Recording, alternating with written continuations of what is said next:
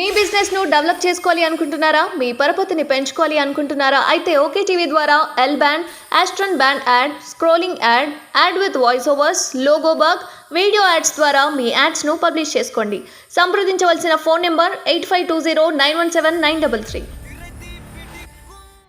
కళ్యాణ వైభోగమే నేడు భద్రాద్రిలో శ్రీ సీతారాముల కళ్యాణం మిథిలా స్టేడియంలో అన్ని ఏర్పాట్లు పూర్తి. ప్రభుత్వం తరపున పట్టు వస్త్రాలు సమర్పించనున్న సిఎస్ శాంతికుమారి వేడుక ప్రత్యక్ష ప్రసారానికి ఈసీ అనుమతి. రేపు శ్రీరామ మహాపట్టాభిషేకం. అయ్యో రామయ్య, భద్రాద్రి రామయ్య, నిన్ను కాపాడాలంటే మరో రామదాసు రావాలి రామయ్య. ఎందుకు ఈ మాట అంటున్నావు శ్రావ్య అని అంటే, ప్రోటోకాల్ ప్రకారము శ్రీరాముల వారి కళ్యాణం తరతరాలుగా కూడా అప్పటి రాజులు చేస్తుండే. మరి ఇప్పుడు రాజులు అంటే, ఇప్పటి రాజులు అంటే ఓరు? ముఖ్యమంత్రి కదా. మరి భద్రాచలం రాముల వారికి అక్షింతలు కావచ్చు, ముత్యాల తలంబ్రాలు కావచ్చు, ఈ పట్టు వస్త్రాలు కావచ్చు, ముఖ్యమంత్రి స్థానంలో ఉన్నటువంటి వ్యక్తి తీసుకెళ్ళి మరి రాముల వారి పాదాల దగ్గర పెట్టాలి. గత ప్రభుత్వంలో మరి అన్ని పూజలు చేసే, అన్ని గణం పూజలు చేసినటువంటి మాజీ ముఖ్యమంత్రి కేసీఆర్ గారు కూడా ఆఖరికి భద్రాచలం పోయి పట్టు వస్త్రాలు సమర్పించడం సరికాదు కదా. ఒక రోజున వాళ్ళ మనవడైనటువంటి హిమాంశని పంపించిండు. ఆ విషయం అందరికీ కూడా తెలుసు. ఇప్పుడున్నటువంటి రేవంత్ రెడ్డి గారు దంపతులు, మరి ఇప్పుడు రాజు అంటే ఆయనే కదా ముఖ్యమంత్రి.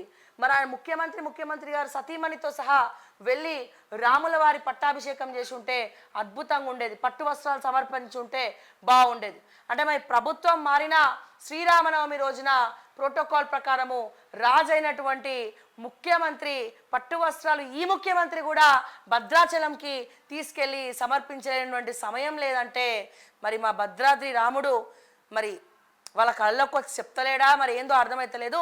ఇప్పటికి కూడా మరి ఇదే కొనసాగుతుందా? గత ముఖ్యమంత్రి చేసిన పనే ఈ ముఖ్యమంత్రి కూడా చేస్తున్నాడా అని అడగాలనుంది. అందుకే అడుగుతా ఉన్నాం. నవమి వేడుకలు మోదీ వర్సెస్ దీది. పండుగను అడ్డుకుంటున్న బెంగాల్ ప్రభుత్వం, ప్రధాని మోదీ ఆరోపణ. రాష్ట్రంలో ఉద్రిక్తలు సృష్టించే యత్నాలు. బెంగాల్ ముఖ్యమంత్రి మమత.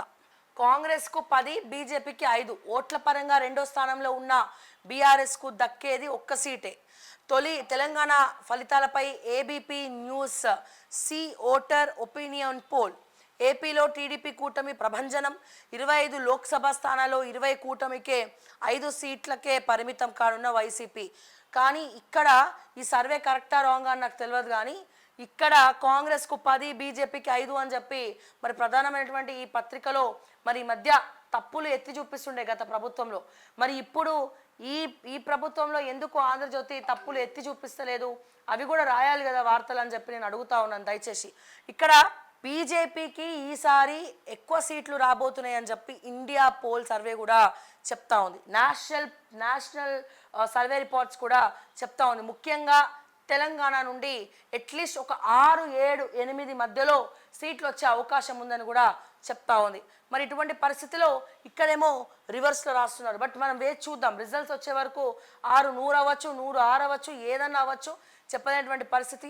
ఒక్కరోజు ముందు కూడా పీపుల్స్ మూడ్ అనేది చేంజ్ అయిపోతూ ఉంటుంది. కాబట్టి మరి వాళ్ళకేద్దాం అనుకోండి వీళ్ళకేస్తారో, వీళ్ళకేద్దాం అనుకోండి వాళ్ళకేస్తారో, మనం కూడా వేచి చూద్దాం. యాక్చువల్గా మీరు అమాయకులేం కాదు. గత ఉత్తర్వుల్లో కోర్టు ఏం చెప్పిందో తెలియదా? వారం రోజుల్లో బహిరంగ క్షమాపణ చెప్పండి.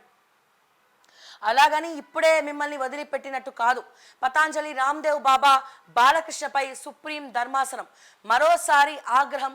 విచారణ 23కు వాయిదా.